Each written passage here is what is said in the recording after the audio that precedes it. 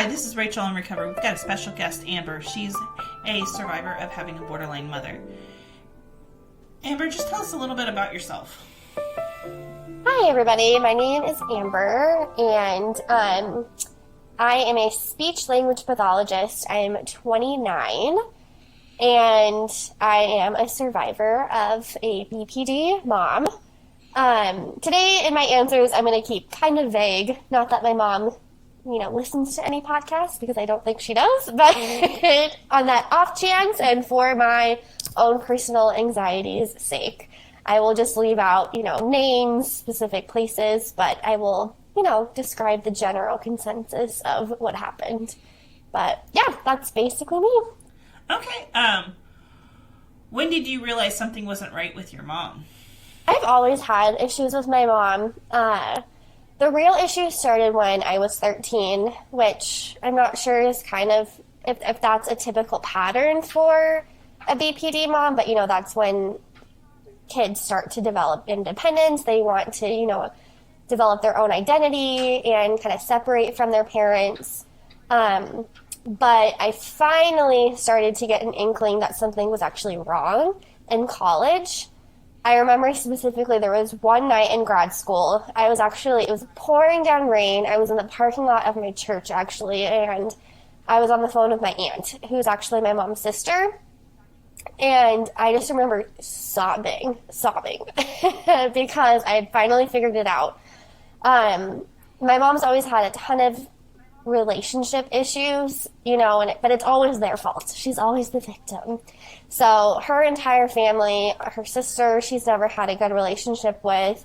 She's never had a good relationship with, it ebbs and flows with her coworkers and friendships as well. Just, personal relationships have always ebbed and flowed, and there's always been these major issues. And, I've always had issues with her as well. And so I remember kind of looking up different personality disorders or kind of just mental health issues, and I discovered borderline personality disorder one day. And honestly, I kind of forget how it all came about. I don't know if I just typed in my mom's symptoms, because my mom is very all or nothing. She'll go from 0 to 100 in, 0.2 seconds. So I don't know if I just typed in symptoms and then borderline came up, and then I read it and I was like, oh my gosh, this is 100% her. And, and I compared and contrasted it to narcissism and other things too, but after reading borderline, I was like, this is it. And so it was that night when I was talking to my aunt, I was like, this is what she has. I just know it. I was so confident about it. How was your mother's BPD affecting your education? Well, I went as far as I could for grad school. I went clear across the country, actually. She later told me that I abandoned her. So that was a nice little comment. Just trying to, get educated and also, make a life for myself, and quote unquote, I'm abandoning her. But I wouldn't say it really has affected my education. My mom's a pretty driven person, and so, if anything, it just motivated me to be more educated. I don't know, but I don't think it really affected me that much, other than kind of that one comment, and then me wanting to go very far away for grad school. How has this affected your ability to date? So, I've dated quite a few narcissists, which I know is definitely a pattern of people who have survived BPD parents. I've dated a lot of guys that, you feel like you're the problem in the relationship. And I don't even want to say relationship. I have not had long relationships with men. Typically it lasts between 1 month to 3 months.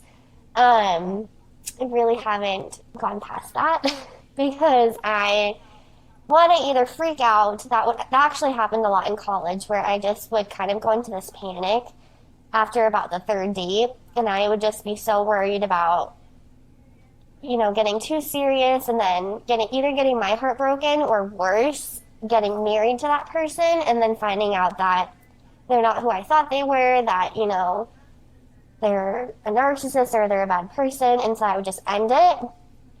But then I went on this long string of dating just really narcissistic guys for longer than I should have, and just feeling really bad in that relationship and not feeling loved or respected. Um, so to answer your question, I developed a very intense avoidant attachment style. And then I've always really struggled with a significant inferiority complex as well, which has affected my confidence within relationships. So, dating a narcissist, they always make you feel really good at the beginning and then they make you feel bad. Like once they have you on the hook, then that's when they're like, they start to take advantage of you. And so, but not having a lot of confidence, it just kind of left me feeling like I deserved it, I guess. But now, after lots of therapy, I have ended that streak and have now been dating a lot of really good guys, but still just kind of struggle. So I just started actually with a new therapist who specializes in dating. So I think that'll be really helpful for my recovery in that area specifically. I'm always the anxious dating the avoidant, so I get that. Attachment styles, those are real things, man. Seriously. And they Yes, they really are. How has this affected your career? So, like I said, it hasn't affected my career really as a whole, but it did affect my first real job out of grad school. It was right around my parents' divorce, and I started suffering from really, really, really severe depression. And so after about 6 months, I got let go for my first job, which was not super affirming in the sense that, I just got all this education and it was like, am I even good at this? So yeah, so I would say that was probably the biggest part of my life that was affected by my BPD parent. And during those 6 months, that's when my depression and anxiety started to get really, really severe, and I hadn't realized it, and so I think it definitely affected my work. So I can pretty much guarantee that I really was not the best employee. I can pretty much guarantee it because I was just so depressed that I was pretty much just not, I was functioning, but I almost from an out-of-body experience, I was just kind of on autopilot. But I probably wasn't the most optimal employee, so I don't fault my boss for letting me go, but it was definitely not. It was also a very toxic workplace, which didn't help. My boss was, according to my therapist at the time, my boss may have struggled with some sort of mental health issue like BPD. She was very, very, she would be highs and lows. She would, one day she would love you, the next day she would hate you and talk about all the, the bad things you were doing in your job and how incompetent you were and whatever it may be. And she got really personal too with one of our therapists who was struggling with anxiety and her weight. She suggested going to the gym and she gave her this exercise or diet book or something. And for me, she had made some, I forget what they even were. She had made some personal suggestions. She's like, you really struggle with confidence. You need to start working on that. And so she got really personal, which is kind of inappropriate for a boss to do. So, it wasn't the best work situation in general, to be honest, but it definitely was affected by my issues with BPD. I think I would have handled it a lot better, too. I just kind of was a pincushion for several months and then finally stood up for myself, and that's when she finally let me go because she realized she couldn't control me, because I finally had this realization. I'm like, nope, you're not gonna, you've been doing this to the other therapist and you're not gonna do it to me. So, but that's probably been the biggest time it's affected me, I would say. The most significant time it's affected me. You are more prone to end up in those types of environments because of your past, I would say. So. Exactly. I had a therapist say one time that you experience something over and over and over again until you learn it. So I don't know if that's just kind of a universe thing, or if it's just we put ourselves in those positions. We just naturally are, attracted to those types of situations. I don't really know which one it is, but we definitely find ourselves in situations with those kind of toxic people, more so I think than other people who don't suffer from those because experiences. It's comfortable to us. Exactly. That's 100%. It's familiar. It's comfortable. It's normal. It's what we know. So it's what we're naturally attracted to. How has this affected your own mental health? So like I was explaining, I went through a severe season of depression and anxiety. I actually was waking up nightly with panic attacks for a while. So it would be like 2 a.m. I'd be sound asleep. And it took me, it'd take me forever to fall asleep to begin with. And so I'd finally be asleep. And then, in the middle of the night, I'd wake up just my heart racing for no reason. I wasn't even really having anxious thoughts. I wasn't even really having a nightmare or anything. Just randomly, I would have these panic attacks. And when they first started happening, I thought I had had a stroke. And so I went to the doctor. I actually went to the ER. And they did a couple tests, and they were like, "You're fine." I think they did a CAT scan or something. But it was just something I hadn't experienced myself. And so, so it was about 6 months of severe depression and anxiety to the point where I was very out of body. Like, I was completely numb, and it felt like I was looking at myself from up above, which I know some people have experienced. And then I had completely lost my sense of taste. So every time I tasted food, it just tasted like concrete. And it was a very weird experience, and I don't know if anyone's ever experienced that before, but it legitimately just, I can't even describe the taste. It just didn't have any taste anymore. And so, it wasn't until a friend from back home noticed how bad I was. And she actually sent me on a plane home, basically, which I'll explain a little bit more in detail later. But that's when I was able to get on medication, and which definitely helped me. Medication, I don't believe, is for everyone, and it's very circumstantial. But if you need it, you need it. So. Yeah, and so medication, I've been on medication ever since, and that has dramatically changed my life. How has this affected your physical health, including headaches? I wouldn't say it's affected my physical health too much. I get tension headaches, but it's more related to poor posture than mental health, I believe.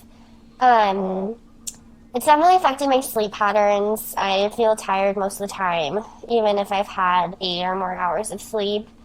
And that's something that I'm really, really focusing on this year, and I'm trying to remedy with therapy and exercise and, vitamins, especially vitamin D. I'm really low on vitamin D, so I've been trying to take more of that. And then during my initial experience with depression, I did have symptoms of hypothyroidism.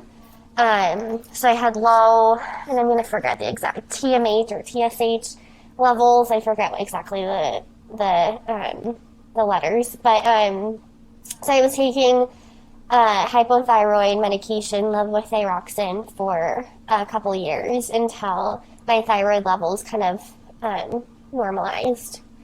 But other than that, I mean, I probably eat more than I should, but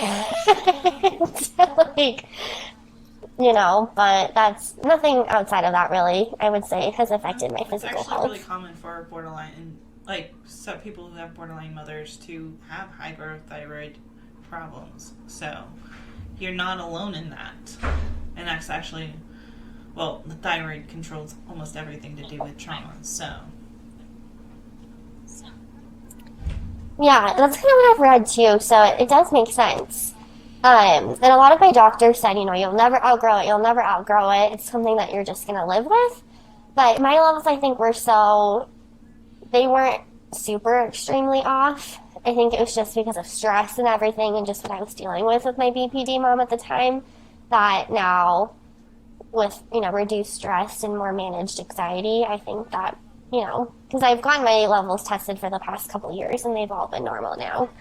So, but I have read that thyroid issues are very, very common. What has been the most helpful tool when dealing with a borderline parent?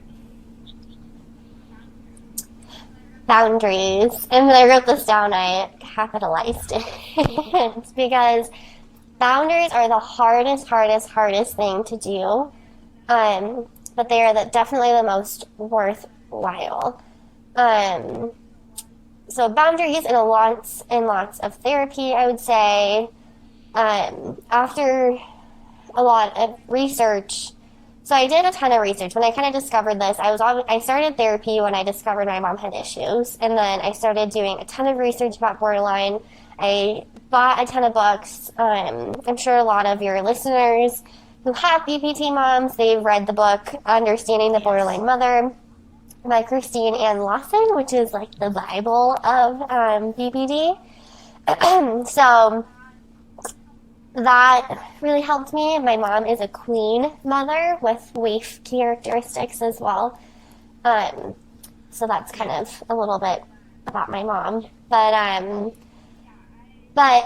yeah, I finally just made the decision that I would keep her in my life with a set of really strict boundaries. And if she continued to violate my boundaries, I would have to accept that she will no longer be in my life. So basically, I came to the understanding my mom is who she is. I, tried therapy with her. We went to 2 therapy sessions, and it was disastrous. She had gone to a therapist a couple times going through her divorce, and so I suggested going to this therapist because she knew her, and it was her therapist she had gone to a couple times. And it was that therapist who literally looked at my mom and was like, you know what? You have to make changes. Like, you are the one who has to make changes, not your daughter. Or your son, because my brother had come with us too. And it was just disastrous. She actually recorded the session and later played it for people. So, that was I'm surprised your therapist allowed that. She didn't know. It was done secretly in her purse. So, yeah. So I finally accepted, I have done all the therapy I can. I've read all the books. I have done everything on my end to try to remedy this. And I've tried talking to my mom about things. Every time I would bring up something to my mom that had affected me, like one thing specifically was she definitely tried to live vicariously through me in junior high and high school. And that was a really, really big issue because it kind of just morphed our identities into one. I never really was able to develop my own identity because she was always hovering and there, and she wanted to just be a part of everything. And that was something that I brought up to her that had really affected me. And, I think it was like a day or two later, she storms into my room and was like, I can't believe you said that. You're basically accusing me of being a terrible mother, and I spent so much time and money on you, and you're accusing me of being a bad mother. And all of a sudden, my trauma and my experience was completely ignored, and it was all about her. So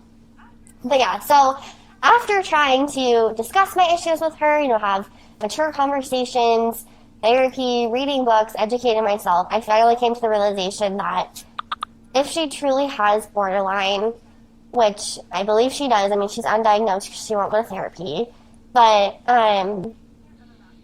she can't ever rationalize. She will never be able to rationalize.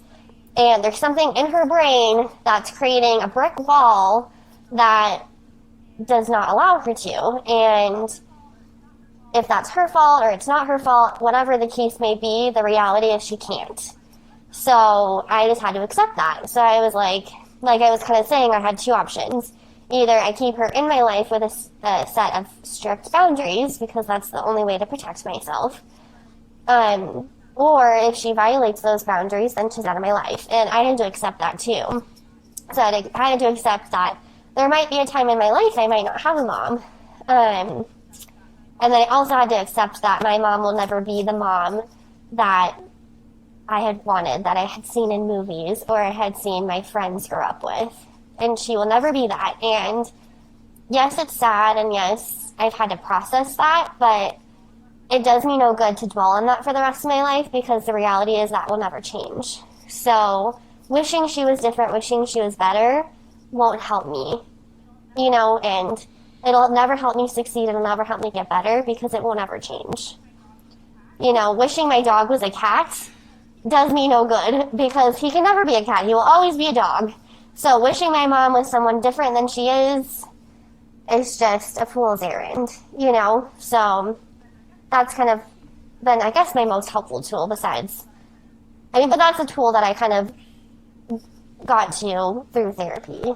So I would say therapy helped me get there, and then obviously educating myself, and then groups are also helpful. Yeah, we met in a group, so. Great resource for anybody who's dealing with borderlines. Yes.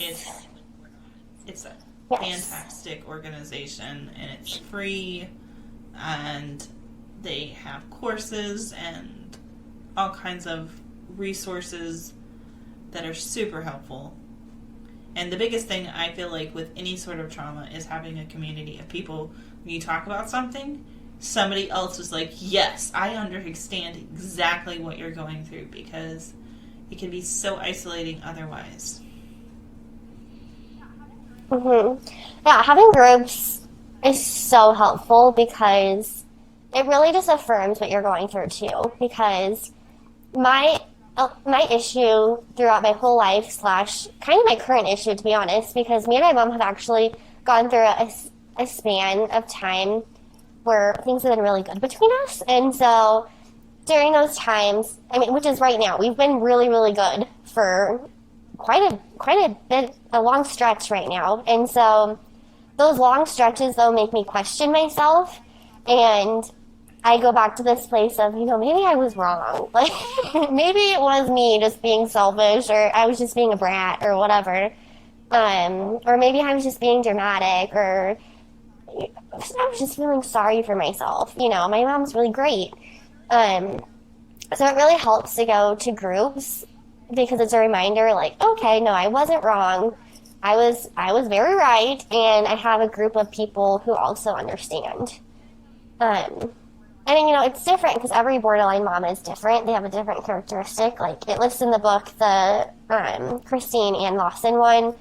There's 4 different types, right? 4 different types. Yeah. The queen, the waif, the witch, and the hermit. Was definitely a waif. So everyone's definitely a waif. So, yeah, she was. Your mom was? And the queen. Yeah, she was. And. Okay, which same as my mom. Probably more waif than queen. Well, it just depended on the day. And then the witch occasionally came out, but for the most part, most borderlines are never witches for very long, if ever. But yeah, I know the witch doctor was a little hard for me to read because that one my mom didn't really have any witch tendencies, but having a witch mother would be pretty traumatic. Most of them are either a combination of 2, and then the witch occasionally comes out. There are very few actual, majority witch, which is a very, minimal aspect. At least that's what I read and I understood. And I don't think a lot of children would even survive a witch mother. They don't make it. That's what I was reading too, and that's why it was hard for me to read that chapter because it kind of seemed that way, that a lot of kids wouldn't survive a witch mother. So, which is perfect. But those are kind of, those are the one-offs that you see on the documentaries on TV. So, which is very rare, luckily. And of course, I felt like sometimes she even had hermit tendencies, but those were kind of rare too. But I feel like those were just classifications, but I'd definitely say she's waif and queen, so. Yeah, that being said, though, groups, are helpful. Everyone's experience is going to be a little different because every mom is going to have different characteristics. And they're going to, everyone's going to have different experiences, but the majority of symptoms are the same. And so it's just nice to have a group to relate to. And, when you're having a hard day, it's just nice to have someone to text. Like, I have one person still from the group that will text me and be like, I'm just having a hard day, or like, I just need advice, and, it's just nice to have someone there, Very much. I completely understand. All right, how has this impacted your finances? So, finances, I also said that I don't think it really has impacted my finances, except for having to pay for therapy.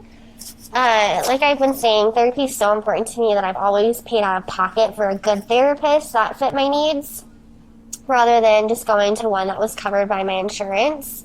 Because the ones that I've encountered through insurance just haven't been super great, and typically they're really only there if you're suicidal. Like, if you're about to kill yourself, that's what they're there for. And so, from my experience, they haven't really been super helpful for, actually gaining progress and learning tools to kind of survive. So, I've always paid out of pocket, which is expensive. Mine is like $150. And, so I go every 2 weeks.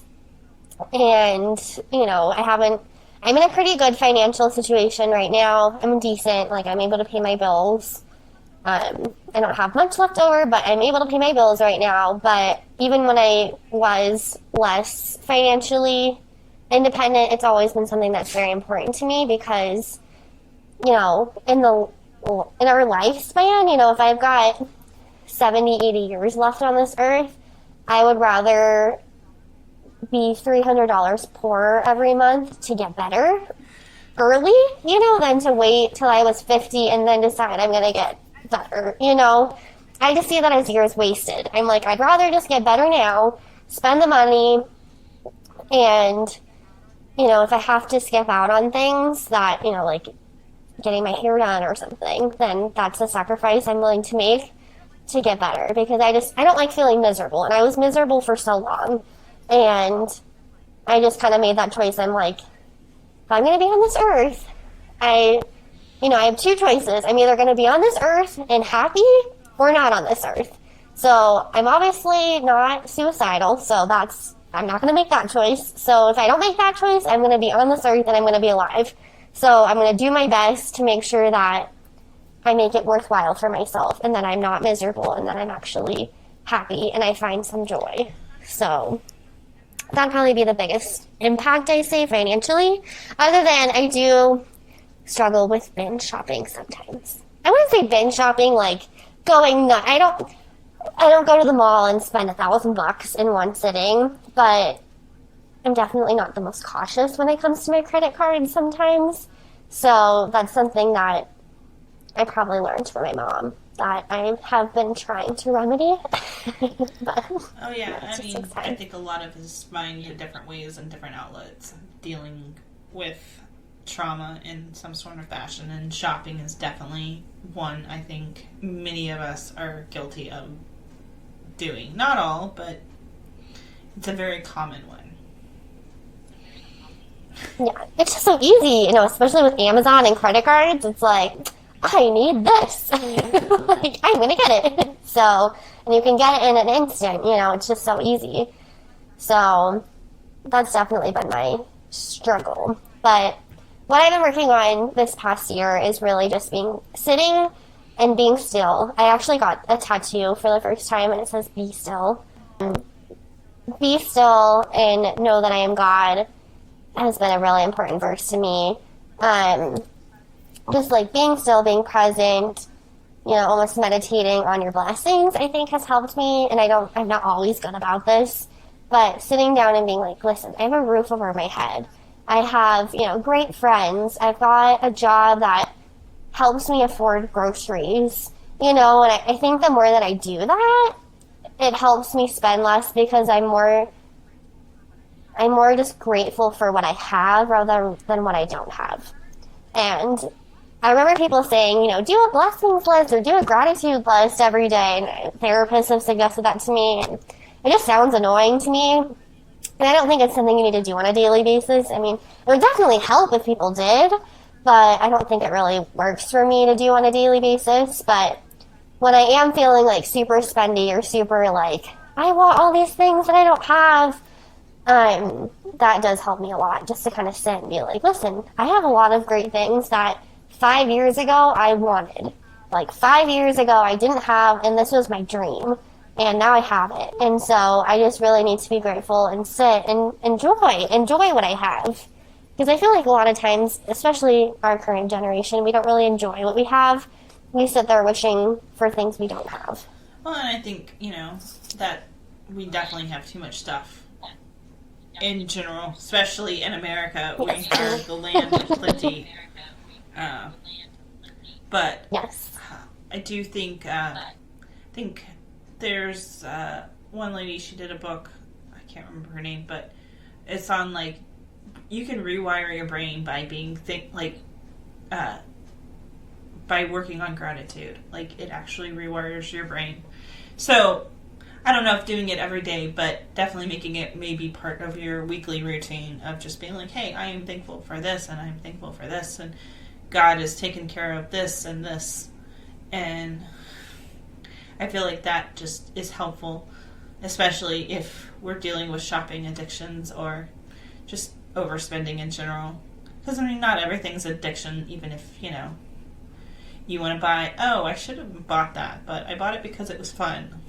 So, how has this impacted your social life? Confidence and social anxiety has been kind of two big ones. I would go through spurts where I would get intense anxiety in large groups. So I'd often have to excuse myself to go to the bathroom, or I would just leave.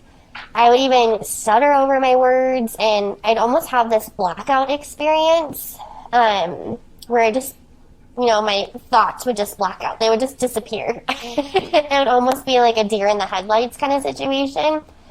And that actually still happens to me, but I'm just way better at managing it. So, I still get anxiety in large groups, and I still, start to stutter over my words. So I guess just how I manage it now is I just try to breathe, and I just try to pause and really think about my thoughts and what I'm about to say, and that kind of helps me. And then I just keep reminding myself, I'm okay, I'm fine. And then, but typically finding someone in that group that I can talk to helps.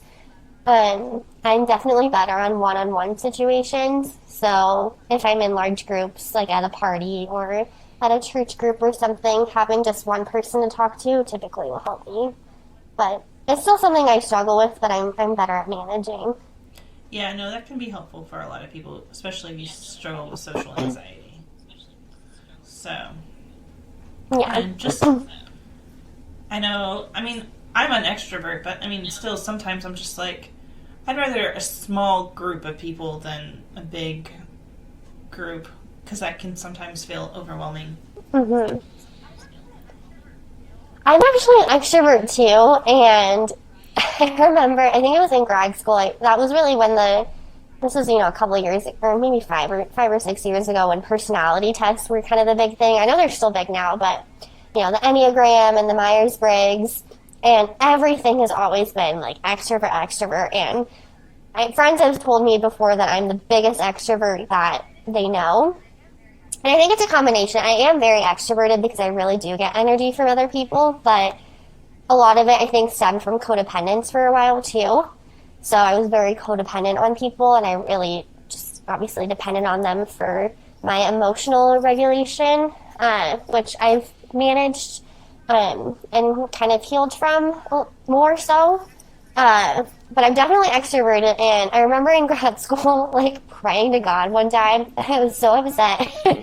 I was like, God, why did you make me an extrovert with social anxiety. Like, this sucks. Like, this sucks. Like, I don't like being by myself. I get no energy from being by myself. I've tried, but every time I'm with people, I get anxiety. And it's just this double-edged sword. And so I remember specifically, like, having a conversation with him, and I'm like, I'm just pissed. Like, this sucks. So, but obviously I'm better at managing my social anxiety now, and so I'm able to get my energy from being with people without also going into this anxiousness, you know? Next question. What advice would you give children with borderline parents? Boundaries, which again, I capitalized and underlined when I was taking notes. And lots of therapy. But really, a lot of people say therapy is the answer, but it's not just therapy that is the answer, in my opinion. It's the mindset. You really, really have to want to get better. And you really have to follow through with the advice from your therapist. Like, you have to understand that you're learning all the things you didn't know you didn't know. And you're relearning a lot of things about regular life that you thought were normal, but that aren't. They're not normal. It's not normal to have, a super dysfunctional, stressful childhood. That's not normal. That's not how it was designed to be. And you'll never, ever get better if you're not open to the process. So if you just go into therapy, thinking it's, a quick fix. A quick fix, yeah, exactly. Like the physical act of going to therapy is the solution, and it's not. It's actually listening to what they have to say, and because you have to redevelop, like you were saying, you have to rewire your brain, and you have to redevelop these thinking patterns that you've had your whole life. And you have to have tools for dealing with your struggles, like anxiety or social anxiety or depression. You have to have tools in your toolbox, or else you're really just not going to recover. And that's what therapy really does. It gives you tools for your toolbox so that when, you're having a panic attack, you can take one of those tools and you can be like, okay, I'm going to use this, and then this is going to help me kind of get back to equilibrium, and therapists have tons of different, tips and tricks, and it's so different for everybody on what is going to be helpful for them. They have the five senses one. It's like, look for 5 things, hear 4 things. I forget what it is, yeah. Something like that to kind of ground you. Yeah. So there's tons of tips, grounding exercises. There's tons of tips and tricks, though, that I'll use, and, but again, it's just that mindset of wanting to get better, and just realizing, again, like what I was saying earlier, do you want to live the next 60, 70 years of your life miserable? Like, no. And I think for a while I didn't think I deserved it. I think I struggled with feeling like I didn't deserve it. I really struggled. So I grew up Christian, and I think I struggled for a bit with the whole, I shouldn't complain about anything because I don't live in a mud hut in, the middle of the desert or something, like in a third world country. I don't have to walk a mile for water. And so I think that I just developed this mindset in my head that because I didn't have to struggle on that level, I wasn't living on the streets. I had a home. From the outside looking in, my life looked pretty perfect. I had a really nice house, and I had, nice looking parents who, for the most part, treated me really nicely, and they took care of me. And so I think for a while I didn't feel that I deserved to complain. And so I think getting to the point where I realized, like everyone is on a different journey. And I think I read somewhere too that they did like a happiness study, and there were people in third world countries that were way happier than people who were millionaires. And so I finally got to the realization that it really isn't, happiness and joy isn't measured by stuff. It's not measured by what your life looks like from the outside, and everyone's going to have a different journey. So I mean, we're all going to have a different problem to fix in our own lives, and we're all going to have a different journey, and they're not like equally compared to each other. So just because, my life, I can't equally compare my struggle to a millionaire's struggle or to a person with a third world country's struggle. We're all equally deserving of happiness. And that's going to look different for all of us. So I think once I finally got to that realization too, that I deserve happiness, I deserve to have joy, and that, just like I want my friends to have such a great life. And I believe that God wants us to have a good life. And just like I believe that, my friend, I'll just say like my friend Joe, I don't have a friend Joe, but, and, God wants Joe's life to be amazing and fulfilling and have purpose. And just like, as much as he cares about Joe, he cares about me. And so I think that that's also what helped me too, was like, he really does care just as much about me. So why am I discrediting myself so much? Why do I not feel worthy? Because I am worthy. And it's not because of anything I've done. It's just, I'm a human and we're all equal. And we all are equally deserving of happiness. So I think also getting to that point of understanding, like, you deserve to get better. You deserve to live a fulfilled life. And you had no control over where you were born, what color you were born, who you were born to, like who your parents are. Zero control over that. The only thing you do have control over is what you do with your current life. So I also don't like whiners. Like, whining really bothers me unless you have a solution for it. Like, and when I say whiners, I just mean the people who are always playing the victim. They're like, my life sucks, and da da da da da, and like, it's just always another problem. But then they're really never working towards fixing it. So my idea is that, like, if you have problems in your life, like, you should actively be trying to fix it and make it better. So, I'm gonna forget where I was going with this, but, like, yes, it's not your fault what happened to you in the past, but it is your responsibility, once you have the understanding that there is a problem, it's your responsibility at that point to move forward and work towards a resolution for yourself. Yes. If that kind of makes sense. Make a plan and go with it, and then add to it as you learn more. Because I feel like with any sort of recovery with trauma, you're always learning, oh, this is something new I can try. And does it work for you? Maybe. Maybe not. I've tried all kinds of different things with my trauma recovery. So, and I always encourage people, hey, it may not work for you, but it might just change your life. Exactly. And it is 100% not your fault what happened to you during your childhood, or whatever people's trauma is. It's not their fault that something happened to them.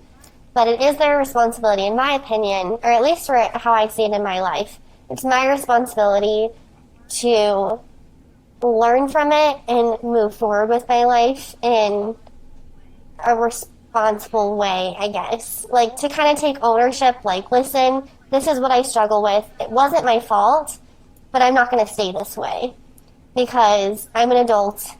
I have a brain. I've been blessed with a healthy body. I've been blessed with a healthy brain. And it's my job now to learn from this experience and grow from it and become a better person and more fulfilled in my life. So, because if I just were to stay a victim my whole life, then that's not my mom's fault. Like, if I wanted to just sprout, every day I don't get out of bed because, my mom was mean to me when I was little, like, that's not going to help me at all, So I think that that's just kind of my perspective, which might not be everyone's perspective, but I think it's just kind of been my motivation really to get better, though, too. Well, thanks for coming on our show, and thanks for answering all our questions. Nice. I appreciate your story, because a lot of us are struggling with the borderline mother or borderline father, whichever people are struggling with. But thanks for listening. And Amber, maybe we'll come back on a follow-up in a few months, maybe a couple years. Who knows? Sounds all right. good. Thank you so Thanks much. for listening. You can always follow us on Spotify or Audible or Apple or Google. And then you can always come to our website at www.rachelonrecovery.com. Thanks for listening.